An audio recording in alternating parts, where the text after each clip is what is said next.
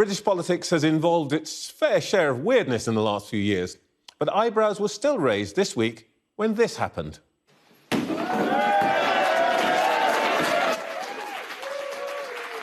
Yes, that was Sir Ed Davy, the Lib Dem leader, knocking down a fake blue wall after his party overturned a big Conservative majority to win the Chesham and Amersham by-election. Mr Davy says the Lib Dems are on the march and gunning for other seats in the so-called Tory blue wall. But how realistic is that ambition? Let's ask Ed Davy. He joins us now.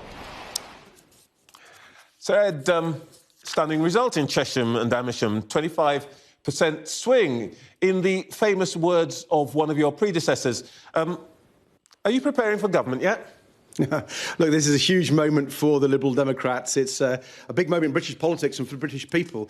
I think up till we defeated the Conservatives in Chesham and Amersham, people thought Boris Johnson couldn't be beaten, that he was somehow impregnable. Now they know he can. The Liberal Democrats showed that Boris Johnson could be beaten. And I've noticed how people are smiling more today. I think there's a glimmer of hope that the Conservatives can be beaten. The Liberal Democrats are going to do that in any safe Conservative seat, particularly on the blue wall seats. We are gunning for them, that's right.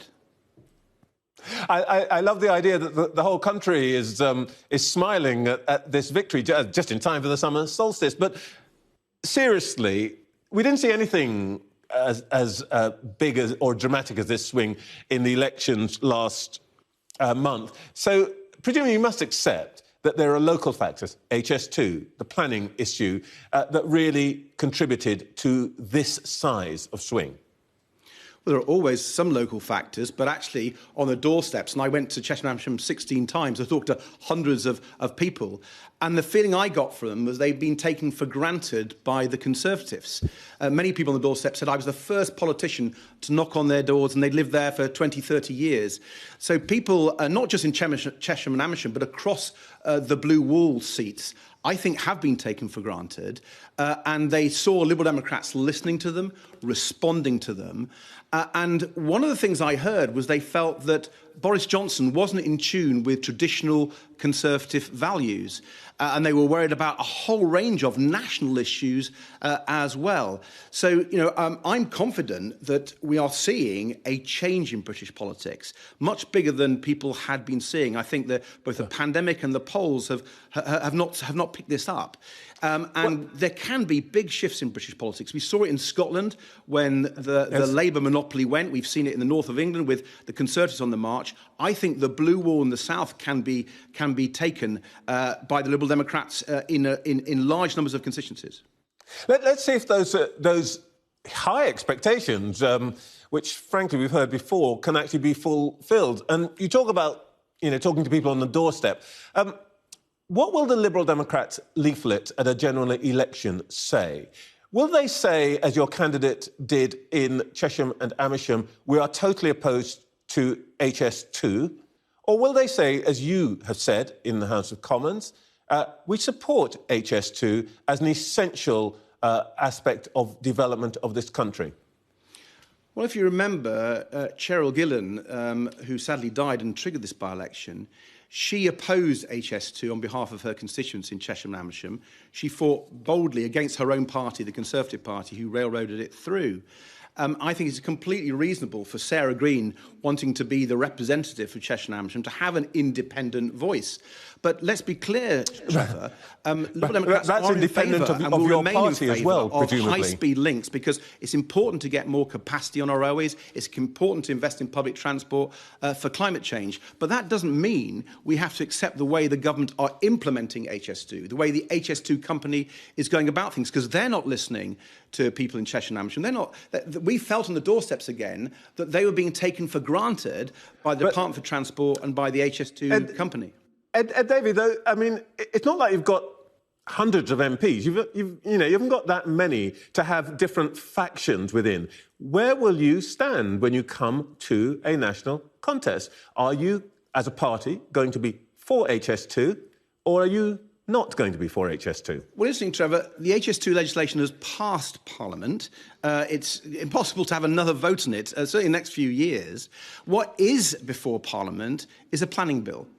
And both with HS2 and the planning bill and many other things, the Conservatives have been taking people for granted, haven't been listening.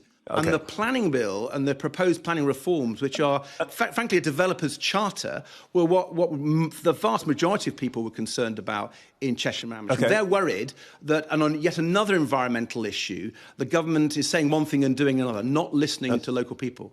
OK, let's clear up something that seems to have emerged in the last couple of days.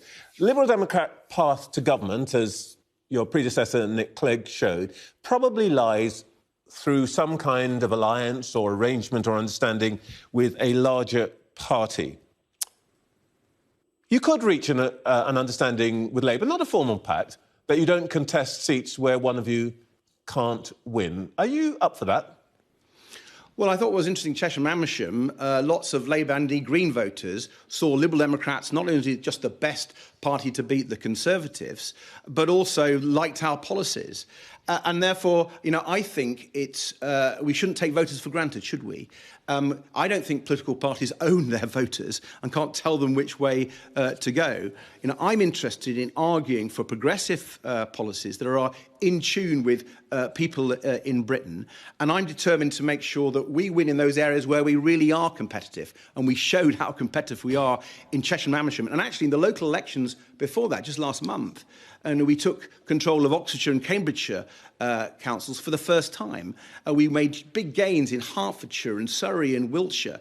This, I think, gives credence to this argument about the blue wall, that the Liberal Democrats can make advances against the Conservatives in that. And I think it would just be wrong, Trevor, to be honest, to say that people can't have a chance to vote for a Liberal Democrat candidate, or indeed a chance to vote for a Labour candidate. Yeah, but we know what this is real politics.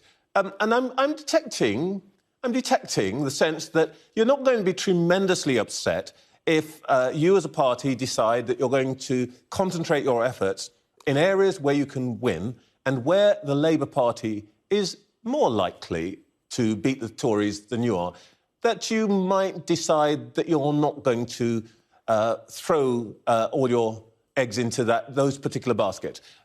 This is not formal, but are we saying that we are in that kind of territory? Trevor, I think the audience to this programme will be surprised to hear you say that it's somehow unusual for parties to go after areas where they can win. We don't have a huge amount of resources. No, but you don't we need not to fight areas resources where you can't win. I'm saying that the Liberal Democrats, under my leadership, will be a campaigning party. We will go out there and campaign for every vote, but we'll use our resources wisely. The first past the post system, it's dreadful. We want proportional representation. We want electoral reform. But until we get that, we've got to play with the current system. And that requires you to concentrate your resources in areas where you're well-placed to beat the incumbent. And that's, for the Liberal Democrats, that's almost entirely beating Conservatives. Sir Ed Davy, thank you very much indeed. Thank you.